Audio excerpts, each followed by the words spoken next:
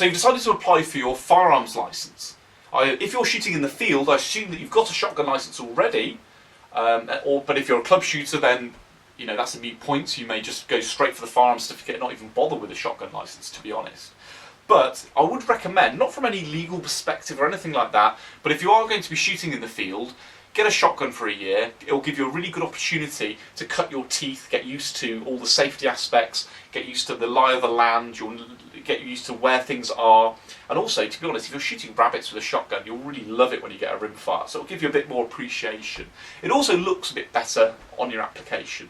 Next, of course, as I said in the last time I did a video like this, join BASC. It's really important, especially with a firearms application, because FEOs and police firearms units across the country often have different policies and they interpret the law differently. They often, to be honest, make up a few rules of their own. So with BASC membership, you're covered. If anything goes wrong, you're already a member, you just phone them up and they'll get it sorted out for you. Beyond that, as I said, you need to have good reason. Unlike with a shotgun licence, where the police would have to have a good reason not to grant you one, with a firearm, you have to have good reason for what you're asking to have, the ammunition and the rifle itself. So, if you're a club member, then you're sorted really. You need to be a member, of course, before you apply, but once you're a member and you've got your membership card, you will be cleared for any calibre and any type of firearm that is allowed to be shot at that club, and that's it, no problem at all. If you're a hunter, you're shooting in the field, you're shooting rabbits and pigeons and things like that, then you will need to have good reason for the quarry that you're going for, and the land that you're shooting on will have needed to have been cleared for the calibre you're asking. And it's not often as difficult as you would think, because if you're shooting, say, on a farm or something like that, the chances are it's been shot on before, and the chances are the land's already been cleared anyway, and they'll already know what it's cleared up to. Two of my permissions that I put down, both have been cleared for up to 243, so it wasn't an issue. And in fact, they never even contacted the person who I had permission from, because they don't need to at that point. So it's important to bear that in mind. And of course, once you get your licence, if you want to have some new land to shoot upon, then you'll need to contact your FEO and say to them, oh, here's some new land. He will then check. If it's been cleared, he may well say, yeah, that's fine, or he may have to go out and check the land himself before he grants you permission to shoot on it under the law. If you keep doing that, though, often they will just say, oh, you've had your licence for a year, and then just say open ticket, and then you get to decide. It's then up to you. But that is at their discretion, so bear that in mind. So beyond that, you've got your permission sorted, you know where you're shooting, you may be a club member, whatever, you've got all that ready. The next thing, of course, is, and you've joined BASC, should I say, the next thing is you need a gun cabinet. Now with a Section 1 firearm, unlike with a shotgun, the ammunition has to also be stored away, and it has to be stored away separately to the rifle. Because of this, you can get often cabinets with a lock top, so it's like a box at the top of the cabinet to put the ammo in. And if you're just shooting a few rabbits with a rimfire, that's probably going to be suitable. But if you're going for, say, club membership, and there's a number of guns you've put down, you'll need to make sure you've got that cabinet has got enough capacity to hold however much ammunition you plan on being allowed to buy. I actually had a 3-gun shotgun cabinet that I converted into an ammo cabinet and I put some shelves in it, which allowed me to have lots of capacity, so I could put, I had good reason to be able to hold all the ammo that I'd asked for. So that's really important too. So that's it really. You've got your permission sorted, you've got BASC sorted, you've got your cabinet sorted. You're now ready to fill out the application. So let's go and have a look at that. So here we are, Form 201, exactly the same form as you have for a shotgun licence, as I went through in my Shotgun Certificates Explained video, but there's a few little differences, so let's go through them. To start with, firearm or shotgun licence, well, we're going for a Firearm Certificate and we're going for a grant, not a renewal. Your gender, are you male, are you female? Title, surname, forename, previous surname, previous forenames, home address, postcode, telephone number, mobile number, email. Have you lived at any previous addresses in the last 5 years, yes or no? It'll give you an option on page 2 to put those in. Height, date of birth, place of birth, nationality, occupation, work address, postcode, telephone number. Now you might think it's pretty obvious to fill that out, and it probably is, but just don't make any mistakes, because if you do, it can be a faff getting it changed, or they may query things. Personal health and medical declaration. Do you suffer from any medical conditions? Yes or no? If yes, please give details. Really important to be honest here, because they will find out. They will contact your GP and basically say, is there anything to worry about this person? And if they say yeah, or maybe not, that they think you're mad or something, but they might say, well, yeah, they've had some mental health treatment or whatever. They may ask for a medical report, and the doctor could charge you for that. But 99% of the time, they just write to your GP, and if he doesn't respond, then that's it. You get your license. There has been talk in the media of late of them trying to change that, but at the moment that's the rules. And it says, have you received any treatment for depression or any other kind of mental health conditions? Yes or no, and give details. Now, again, you might think, if that's the case, I'm screwed. Well, you're not, because just because you've had, you might have a couple of years ago been a bit down or something happened to you and you needed some Prozac to get you through it, but you're all fine now. There's no reason that would be a problem. But the point is, they will find out. And if you're dishonest, or you just leave that blank and you have had some mental health treatment, then that will automatically get you rejected and they'll be very suspicious of you. So it's very important to be honest. And then here, details of your GP/specialist, name, address, etc. That's pretty easy to find out. Just phone up your local doctor's surgery and ask them if you're unsure. And then here we've got applicant's name, signature and date. All fairly straightforward. Here we've got offences, and I'll ask you now, have you been convicted of any offence, not including parking, or received a written caution, yes or no? Now, bear in mind, that's not like a speeding ticket, because that's not a conviction, is it? A conviction is if you've actually been to court and convicted of something. Again, that's not necessarily a reason for you to be rejected, because, according to the law, I believe you have to have gone to prison for more than 18 months or committed a violent offence for that to be a problem. But the issue is, if you don't tell them, they will definitely find out, and you will get into a lot of trouble.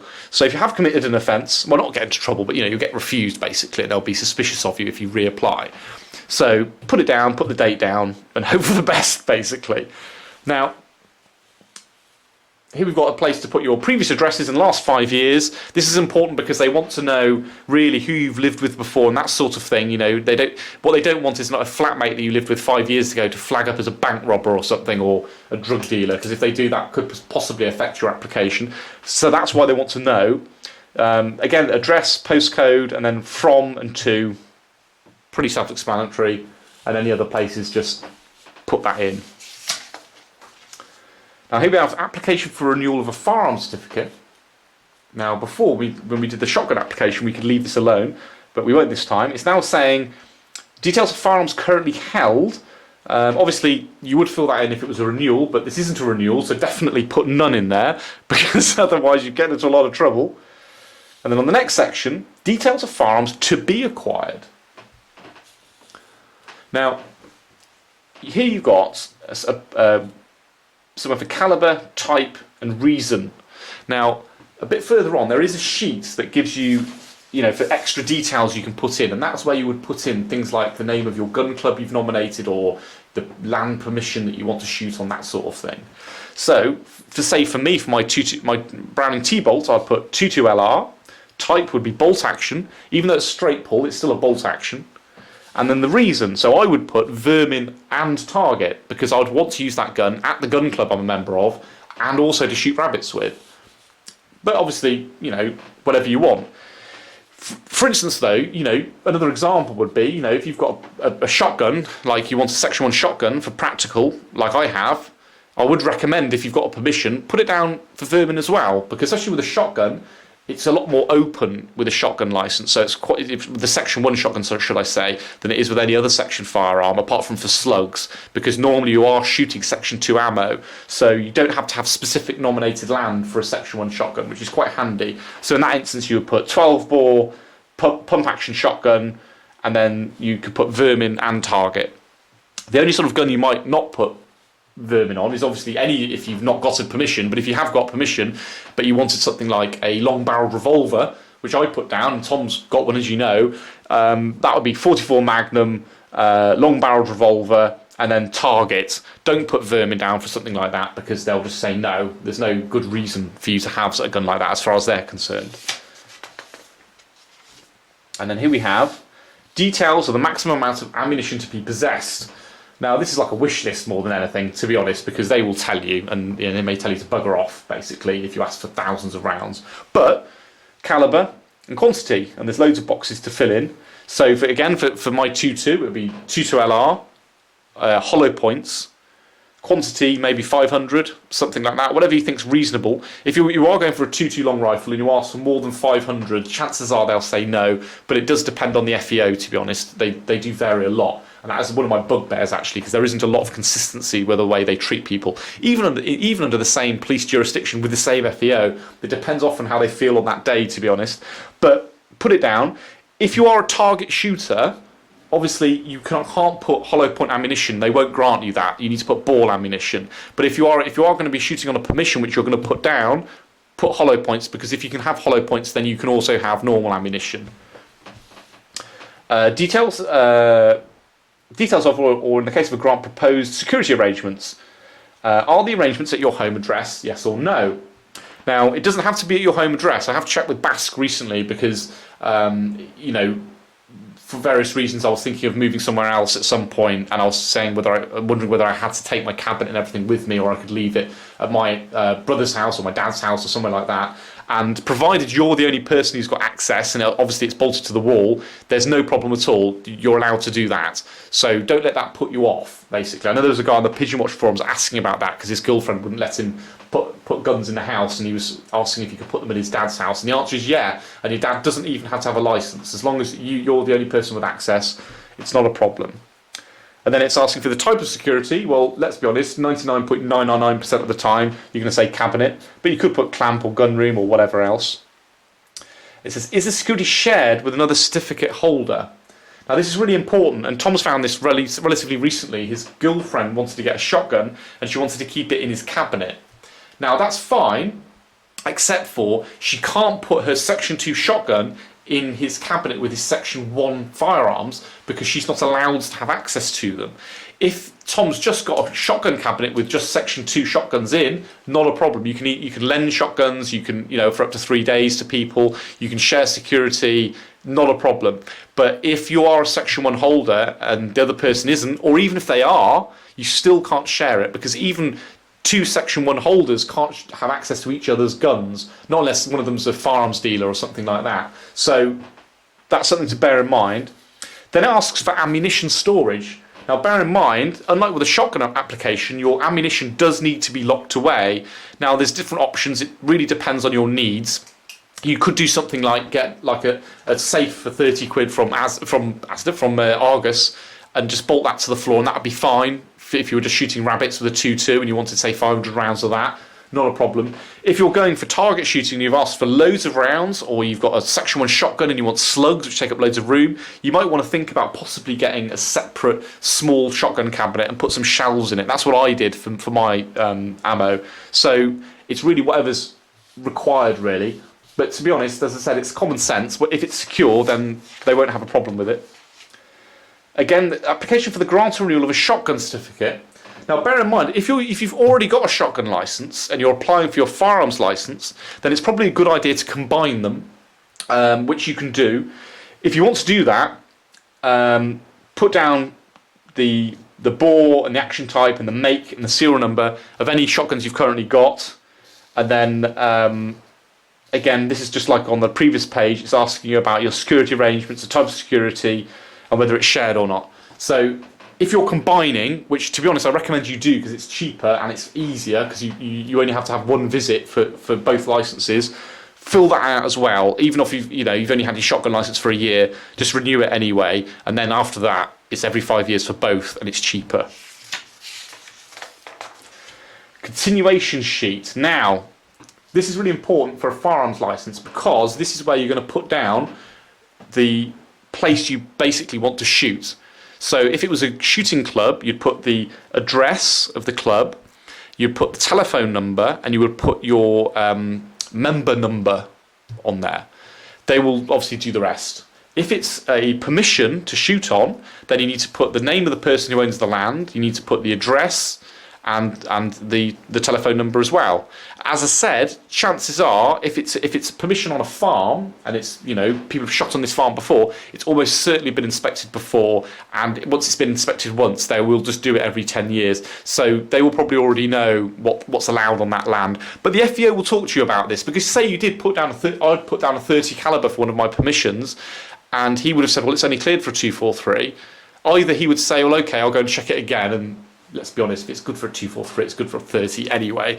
But they may be, you know, a bit tight about it and say, no, change that, put a 243 down, you know. But they will discuss it with you. But any details about your permissions and stuff, this is where you put your good reason.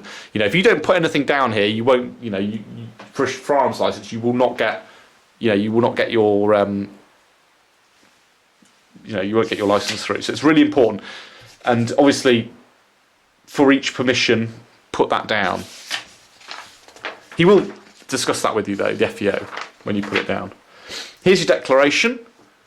Again, I hereby apply for a firearm certificate or a shotgun certificate. Well, if you're already got a shotgun certificate, I'd recommend just tick both. Signature, print name, date, and you say, I've enclosed 4 identical photographs of a current likeness of me, the applicant, and it's saying see note 2 and 3 for the detail of photographic requirements. Basically, you're going to have 2 referees, and each referee needs to have signed and dated one of your photos. If the applicant is under 18, this must be completed from the parent or guardian, signature, print name, date. I'm not sure how that works entirely. I'm pretty sure that the parent or guardian would also have to be a license holder in order, for instance, to buy you a gun. So, yeah, I'm not sure about that, to be honest. Or that says they might let you use theirs or something. I'm not sure. But either way, you can have, obviously, for a shotgun license or a firearm, if you're under 18, you can have a license. There's a lad in our gun club, he's only like 12, and he's got a 30 caliber that he uses a lot. So it can be done. This is where you put your referees down. Now, again, if it was a shotgun license, you'd only need 1 referee, but because it's a firearms license, you need 2. They will need to have known you for 2 years. It's really important that they have, and also they can't be a parent or a relative. It has to be someone who's, you know, impartial, basically. So if you're a young person, maybe somebody who's a member of a club, you know, if you're a member of a club, somebody who takes care of that sort of thing, or maybe a friend of your dad's or something, I would try and steer clear of asking teachers, because it does put them in a very difficult position, and I can understand why they wouldn't want to want to sort of sign that. It's nothing bad about you. It just makes them, you know, puts them in a difficult situation. But again, title, surname, forename, date of birth, place of birth, occupation, home address, postcode, home telephone number, work telephone number, mobile number, home email, work email, how they know you, and for how long. Now, obviously, minimum 2 years. Really important. Don't get that wrong. And then here we have the second referee sheet. Exactly the same, so just fill it out just as I said. The mystery blank page. I don't know why that's there, why they have that, but there we are. And then that's it. At the end, you've just got gender and equality information. You don't necessarily have to fill this out, but you might as well. You know, do you have a disability, etc. You can work that out. So there we are. Fairly straightforward. It just takes a bit of thinking. But once you've got this, you need to find out where your firearms department is. If you phone up your local police, which you should be able to do if you just Google it, your town, and type in police, phone them up and say, where's my local firearms unit, get their address, and then you'll need to post this off, recorded delivery, or you can, can you email them? No, says you can't. I think you do need to send it recorded delivery, or you could just, if it's local to you, pop in yourself, basically, and just send it off. But you need to know it's gone, basically, because you'll get into a muddle otherwise. So there we are. So you've joined BASC, you've filled out your application, you've put down where it is you're going to shoot, whether it's just a permission or if it's a gun club or whatever. You filled out all that information. You've got your 2 referees, and they've known you for 2 years, and they've signed 2 of your 4 passport photos, and they've also, to say it's a likeness of you, they've also dated each one, you've signed one and you've dated it as well.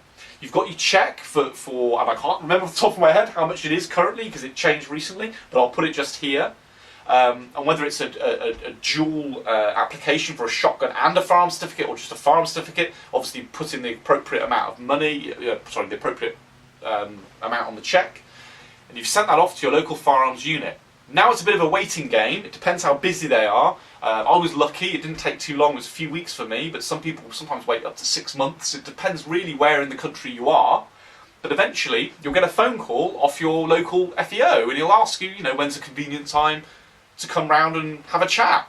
And when he'll come round, he should be in an unmarked police car and he shouldn't be dressed in a police uniform. Although I know MCQ Bushcraft, who watches his channel, he's got a great channel himself by the way, check it out. I know when he said he applied for his shotgun, that was just his shotgun licence, he had the actual firearms unit turn up in full uniform with guns on their hip. I mean, that's a bit of a worry, but that's not the norm, to be honest. They'll come round and they're usually really friendly guys, and they'll just have a chat with you about what you're doing, what you're planning on doing, and see what sort of person you are really. He'll look through your application and he'll might query something or other. Like I said, if you want, if you put down say a 243, if you want to, just put vermin and target if you're a member of a club, because you've got permission, because a lot of forces won't have a problem with that. Some will, and if he does, he'll mention that. But either way, if anything does kick off, if you think he's unfair, don't lose your rag and get angry or anything like that. There's no point. That can be sorted out afterwards because you've joined BASC, as I told you. You are covered, so don't panic and don't get stressed and worried. Just relax and be normal. Make him a cup of tea, give him a biscuit, and see how you get on. Once that's come, he's happy and he's gone off. A few more weeks, you'll get your licence through. Once you've got your licence through, you can go out and buy the guns you've asked for, basically. Bear in mind, once you buy a gun, you'll need to send off a note to the police to say, that you've bought a gun and with a serial number and things. A lot of forces allow you to email them now. That's really good, especially if you get a receipt of when you sent the email. But other than that, recorded delivery is fine. Either way, you need to have some sort of receipt to make sure that you can prove you have sent off that information, because some police forces do lose info and that sort of thing. And if they say, well, we don't know anything about this gun you've got in your cabinet when they come and do a renewal, if you can't prove that you did at least attempt to tell them, then you could get in a lot of trouble. But to be honest, as I said, recorded delivery is not really a problem. So there we are. You can now go out and have some fun. I would say, whether you want to go rabbit shooting,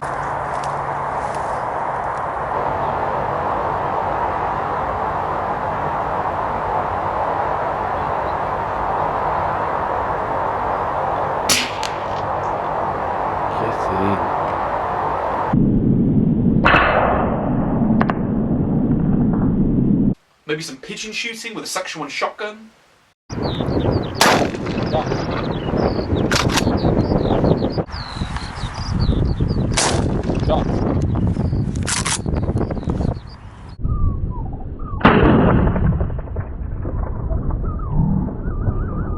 Or some practical shotgun with a Section 1 shotgun.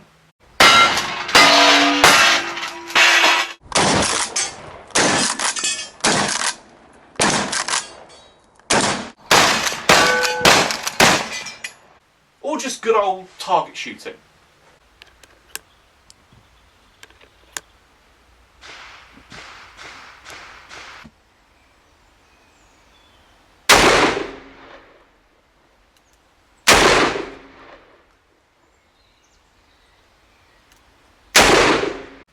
Either way, you have a great time, and we need more of you. We need as many people as possible to get involved in the sport, because that's the only way we can have a voice. You can argue till you're blue in the face with someone who's say anti-shooting.